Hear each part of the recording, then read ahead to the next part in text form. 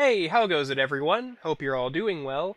Just as a heads up before we get into the thick of things, at the time of recording, at least for the intro, I'm still a little bit stuffed up. Allergies are a bitch like that, but I'm pretty sure I'm on the tail end of recovery, so it shouldn't fuck with the audio that much. That said, if at any point I do sound a little bit off, that's why. But no time to worry about that, because after 5 long months, Death Battle is finally back, and Season 10 is starting off with Ant-Man vs. Atom.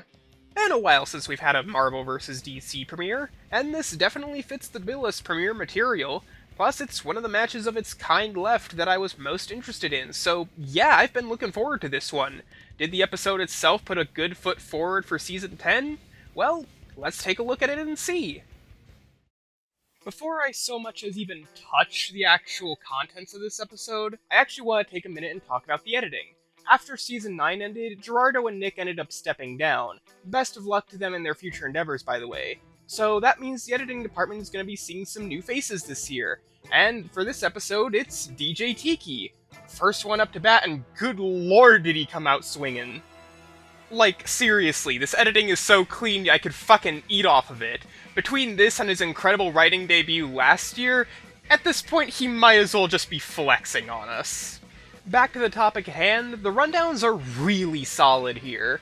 Good writing, good humor, a lack of explicit stats, which is really no skin off my nose, and between the various ant facts, the bit about the Bohr's radius, and the weight of the White Dwarf Star, I felt like I actually learned something that wasn't versus related, and I love when that happens with this show. On top of all that, I really like the cutaways in this episode. They make for this delightful little through line that spends less time on slapstick or just faffing about doing nothing, and more on good jokes that bolster the host dynamic. Really nice stuff. There is one aspect that I do kind of take issue with, and that's the fact that some slides and black boxes tend to come and go a bit too fast for my liking. I shouldn't have to pause and rewind just so I can read the fucking background slide, guys. But it's not a deal breaker for me in any way, and hell, it's a drop in the ocean compared to my favorite bit in these rundowns, that being the end of Hank's analysis. I love how they go into his insecurities and failures without making some big song and dance out of it, especially him slapping Janet. Rather, they treat these matters with the weight and seriousness that they really warrant, and they end off on a hopeful note about him crawling out of the hole and not only bettering his own state, but also the state of the world and the lives around him. Fucking S-rank ending. Probably one of, if not my favorite ending to an analysis of the show's entire catalog.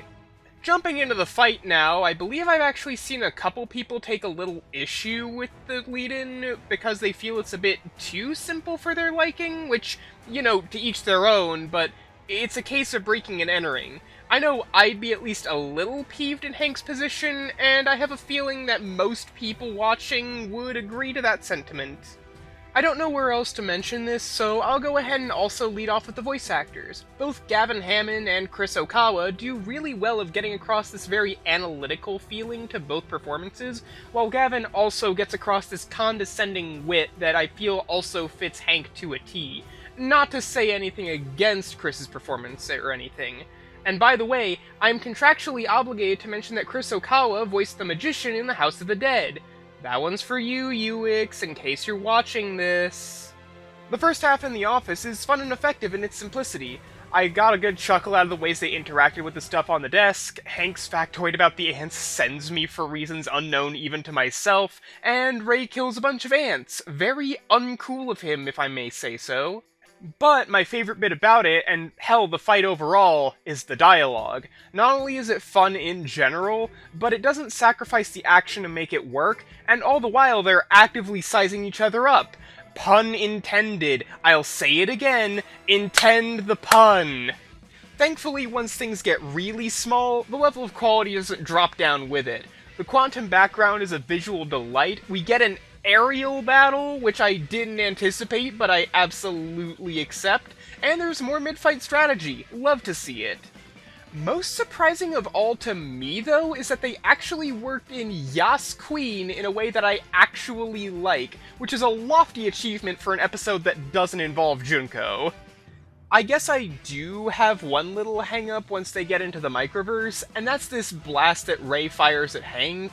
My assumption is that it's one of the blasts from Hank's gun that he absorbed into his bio belt, but I don't remember having seen him actually do that, so it just leaves me more confused than anything. It's not a huge deal, but still.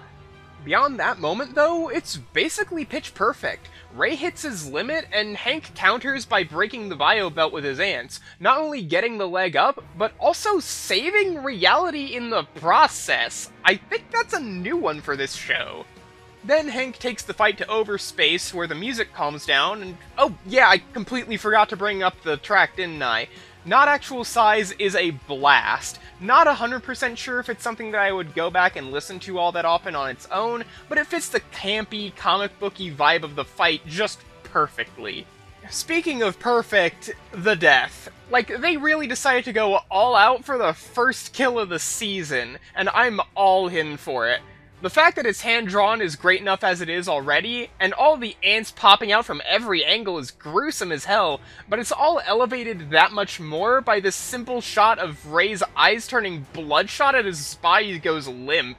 Like, it all just brings it up to another level of ha ha ha, all wrapped up in a neat little bow by an ending shot of the fabled Anthem. Yeah, that's just brilliant, really. And then the conclusion comes down to the verdict relying mostly on their arsenals and other tertiary factors over raw stats, so needless to say, Hank isn't the only winner here at the end of the day. So, going back to my initial question, was this a good foot forward for Season 10? Honestly, I'd say no. It's more like a great one. Yeah, no, seriously, there really weren't any big, standout deal-breaker issues for me on this one. And what I liked in this episode the most, I really, really liked. Not only can I confidently call this a great premiere, but I can also call this my new favorite Sprite premiere, my favorite Marvel vs. DC premiere, one of my favorite Marvel vs. DC episodes overall, and now the third contender in a row for my favorite premiere overall. How the hell did we get to this point? I was expecting Ant-Man vs. Atom of all things to be good, but not this good. It's fun, it's charming, it's everything I could have wanted and more, and it's one hell of a way to kick things off. So, what's next on the chopping block? Oh, Chosen Undead vs. Dragonborn. Already? I wasn't expecting it this soon, but you won't find me complaining.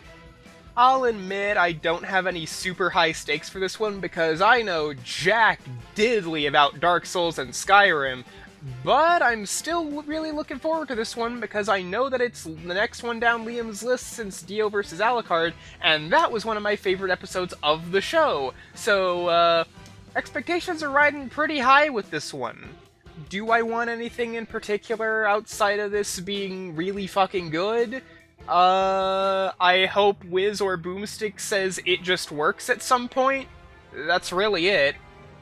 Yeah, nothing else to say, but, can't wait. And that's what I call a wrap, ladies and gentlemen. God, it feels good to be back in the saddle. Sorry that this video is a bit on the shorter side than usual. Most of my comments just ended up being overarching stuff, and I'm also kind of working on a bit of a time crunch right now. I also understand that things have been slow going on this channel, stuff happens, and I'm sorry about that. But I can promise that things are gonna pick up real quick around here, so stay tuned. If you made it all the way to this point, thanks a million, as per usual. Feel free to like, subscribe, share, comment, all that good shit. Yes, I know I'm caving, but genuinely I think it would help a lot. And I will hopefully see all of you around for the next video. Stay safe out there, and have a good one!